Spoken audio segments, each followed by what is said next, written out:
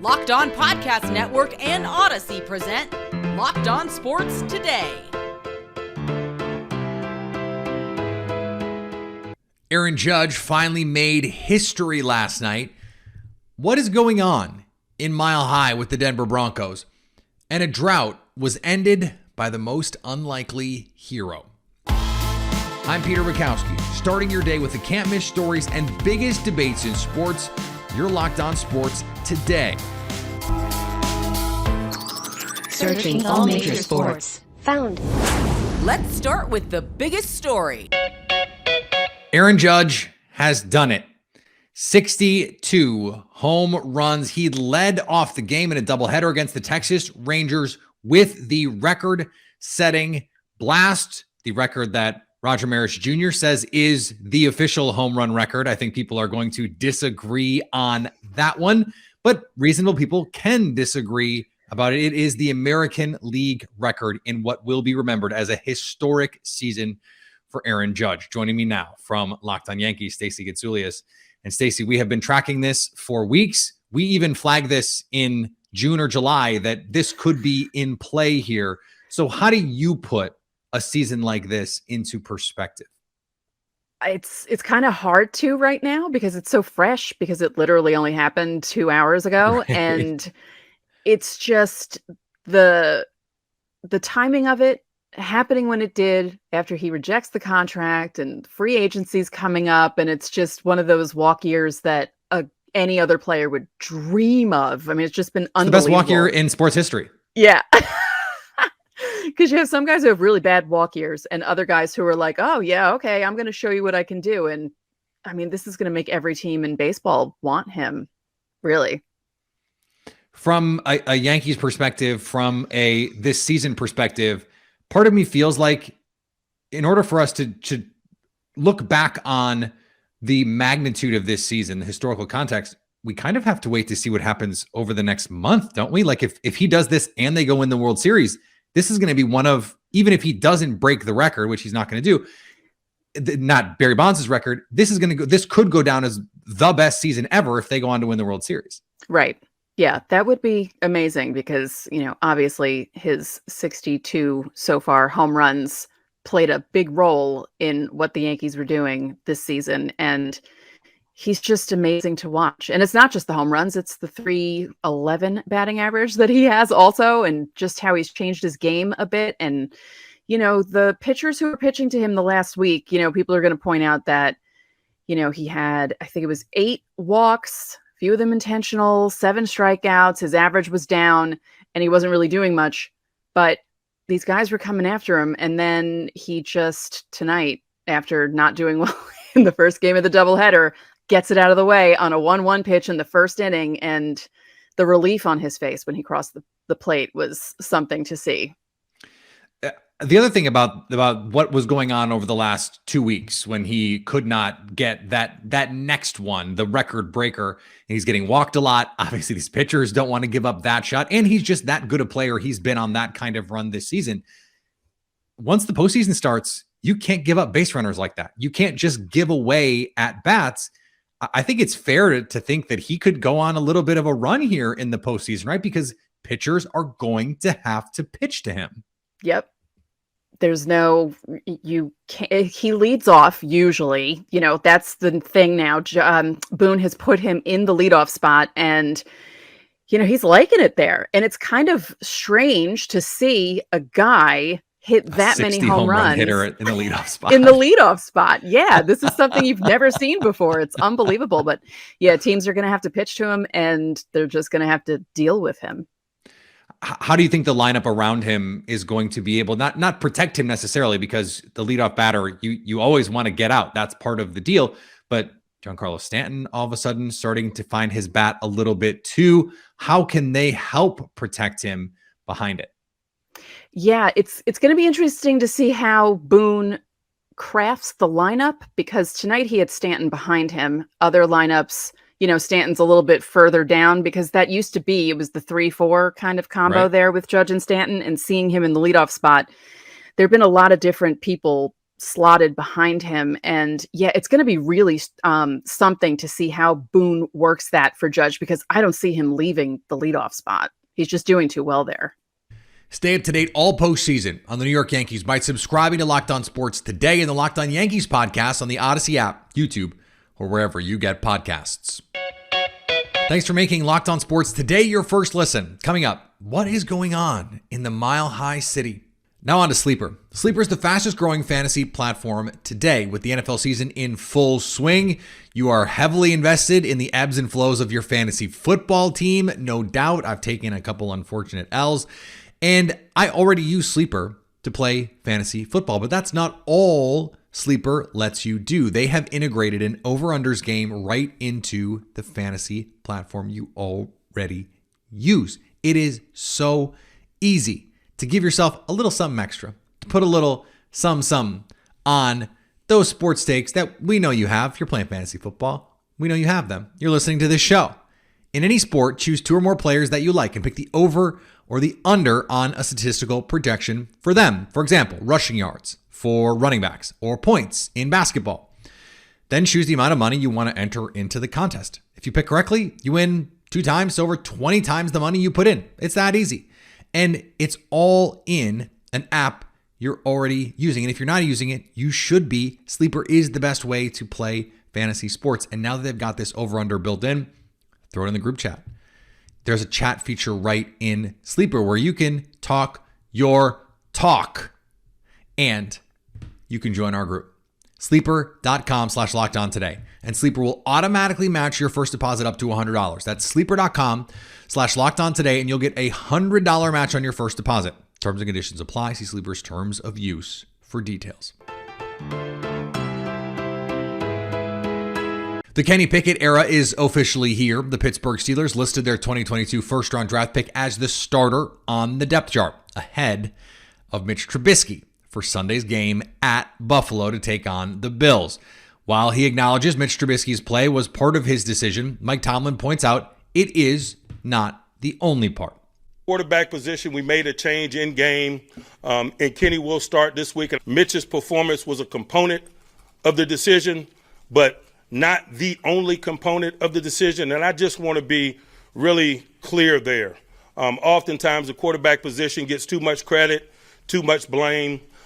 We haven't moved the ball fluidly enough to our liking. We hadn't put enough points on the board. The quarterback is a component of that, but not the only component. We've all got to absorb the responsibility that comes with what we haven't done, particularly in that phase, including myself and starting with myself. And so when you make a quarterback change, you're really sensitive to that component of it, because I don't want to dump the responsibility of what transpired at Mitch's feet. Portland Thorns owner Merritt Paulson and Chicago Red Stars owner Arnim Whistler are both stepping away from decision-making roles with their respective National Women's Soccer League clubs until the findings are released from an ongoing investigation into numerous reports of sexual misconduct and abuse around the league. In a statement, Paulson wrote, "Yesterday's Yates report unveiling was the darkest day I have experienced, and I know the same is true for everyone else who loves our team and our league," Paulson said. "I know it was even harder and darker for those whose stories were shared publicly. I cannot apologize enough for our role in a gross, systematic failure to protect player safety and the missteps we made in 2015. I am truly sorry." The league is still evaluating the findings of that Yates report. What we know so far is deeply, deeply troubling. Colts running back Jonathan Taylor could be a game-time decision on Thursday night. Taylor is hopeful he'll be able to play against the Denver Broncos despite suffering a badly twisted right ankle in Sunday's loss to the Tennessee Titans.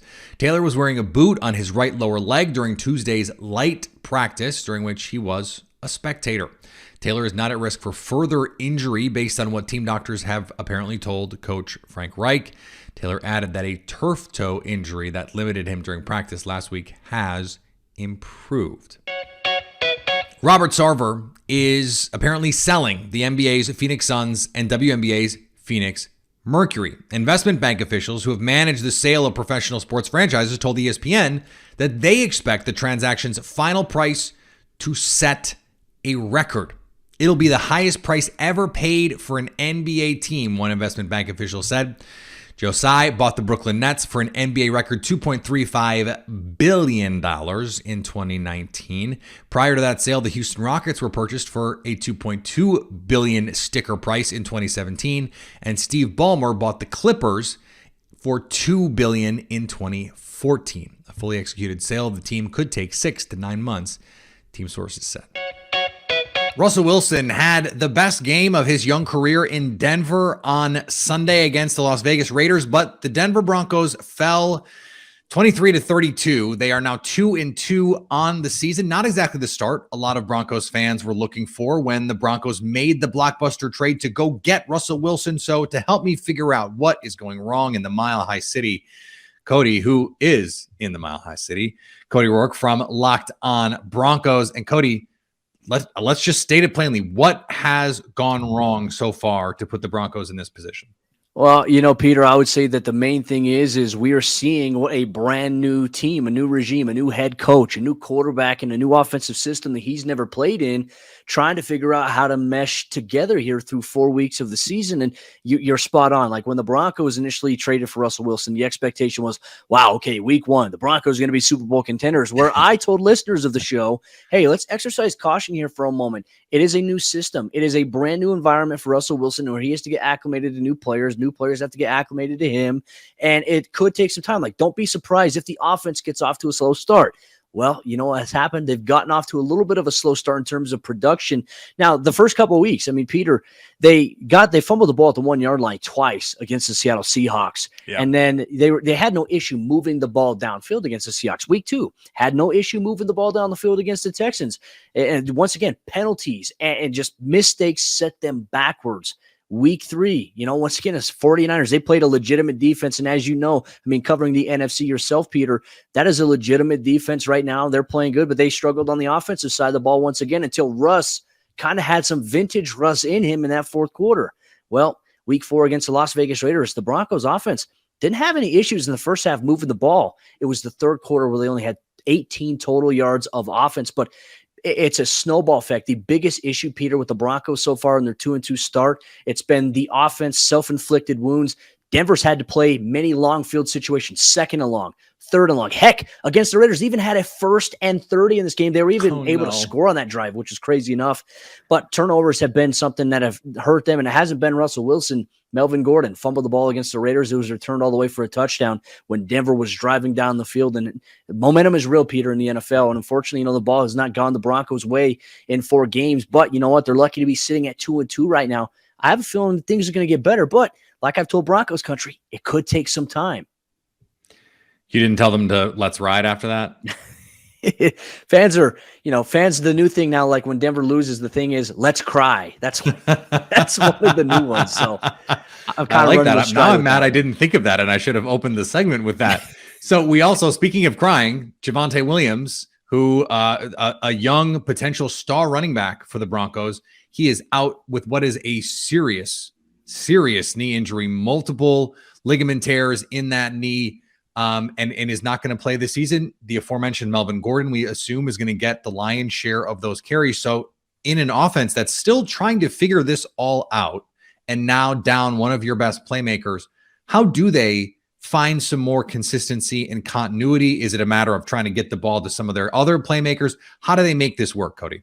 Well, Peter, it has to go with the run game. They have to find a way to get it going, which even with Javonte Williams, they've struggled, I'd say, through the first 4 weeks of getting the run game going consistently. And they really struggled against the 49ers to move the ball. And against the Raiders, they could not run on the right side. And I'd say that's really probably the biggest issue right now with the Broncos is since week 1, I mean, they had Quinn Miners, their starting right guard, go out with a hamstring injury. He missed last week. He's missed weeks 1 through 3 at this point and 4. And he's questionable for Thursday Night Football. He's a big part of their success that they had in week 1 initially before he had the injury. And then at right tackle, still have not seen Billy Turner after the Broncos had signed him. He's trying to work his way back. He's been limited in practice the last couple of days, has yet to make his season debut. they've been rolling with Cam Fleming, who has been very rough in pass protection. He's been rough trying to set up the run, to where the Broncos had to put extra tight ends next to him against guys like Matt Crosby, and he's still coming home free. So I'd say that when the Broncos have been limited to being able to only run to the left side, I mean, Peter, that's a huge issue. Defenses try to force you to do that, and they take away some of your options, and that's simply what happened against the Las Vegas Raiders. Stay up to date all year on the Denver Broncos by subscribing to Locked On Sports Today and the Locked On Broncos podcast on the Odyssey app, YouTube, or wherever you get podcasts. Coming up, it was an unlikely hero that sent the Mariners into the postseason. If you haven't tried Built Bar Puffs yet, why? You're depriving yourself of one of life's great pleasures.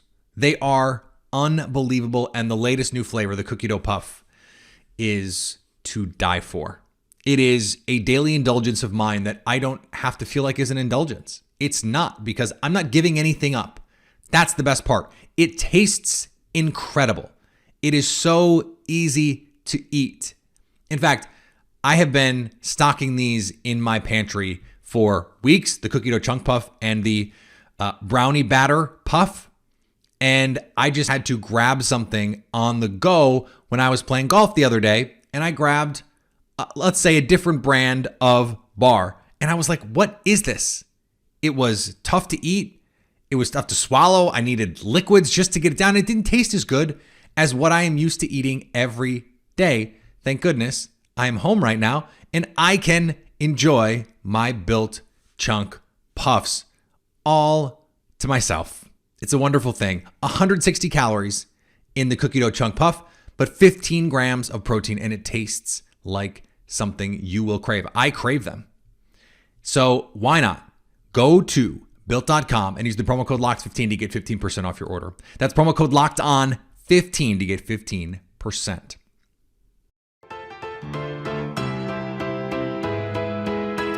"21 years is a long time.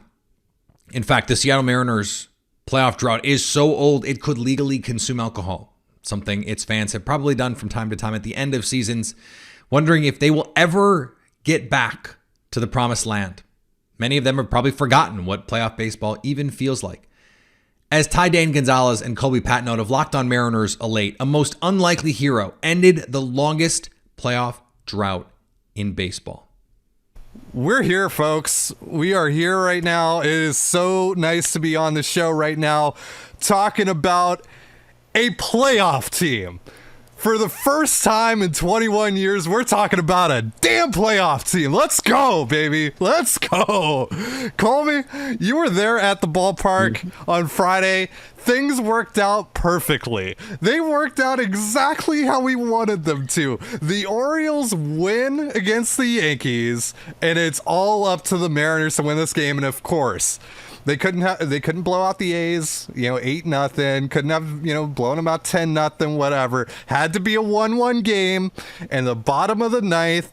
And at that moment, I'm thinking, all right, Mitch is going to do it. Okay, Mitch doesn't do it. All right. Carlos Santana, this guy who's been to the playoffs before, he's had some big home runs in the past, he's going to end it. Nope. Not Carlos Santana. Well, here comes Cal Raleigh. And on off the bench, pinch hitting for Luis Torrens. And on a 3-2 count, after sitting fastball for most of the at-bat, gets a slider down and out of the zone and drives it all the way off the windows of the Hit It Here Cafe to end the drought with an exclamation point. 15 exclamation points. This is why we cheer. This is why we are sports fans. Because even if you are a long-suffering fan, years, decades in this case, at some point, and this is the hope you have to sell yourself on, at some point, the drought will be over. At some point, the dam will break, and you will be back, and it will make it that much sweeter. And in those moments, there is that relief, that elation. And that is why we love sports. In some ways, we love sports for the struggle too. For the downs, the slog, trying to figure out how to get the team back on track. And there are some fans out there who prefer it that way. They want their team to be underdogs. They want to be the scrappy team that's fighting to get to the top of the mountain, even if they don't get there for a long, long time. These moments of catharsis, of release, when you finally get to say, my team is back in the postseason. My team is back in a winning position. That is why we're sports fans. And finally, the two best players in baseball. Well, certainly two of the top players in baseball. Both play for the LA Angels. Yet for the 8th straight season, the Angels aren't playing playoff baseball. For Mike Trout, arguably the best player baseball has ever seen, it's getting a little frustrating to think about. I've answered these questions for the last few years, so it's tough for me, Trout said. In this game, as a personal standpoint, you're going to fail a lot at the plate, make mistakes. The season has been frustrating. It's not where we want to be, but I've been talking to the guys trying to change this thing. We're doing everything we can. With a change in ownership on deck, it's fair to wonder how long it will take for things to change in Anaheim. They are hoping it doesn't take 21 years. Thanks for making Locked On Sports today your first listen. Now go find your favorite team's Locked On podcast and make them your second listen. Coming up on tomorrow's show, which horse will emerge victorious on Thursday night? The Broncos or the Colts? So at least until tomorrow, stay locked on sports today. Locked On Podcast Network and Odyssey present Locked On Sports Today.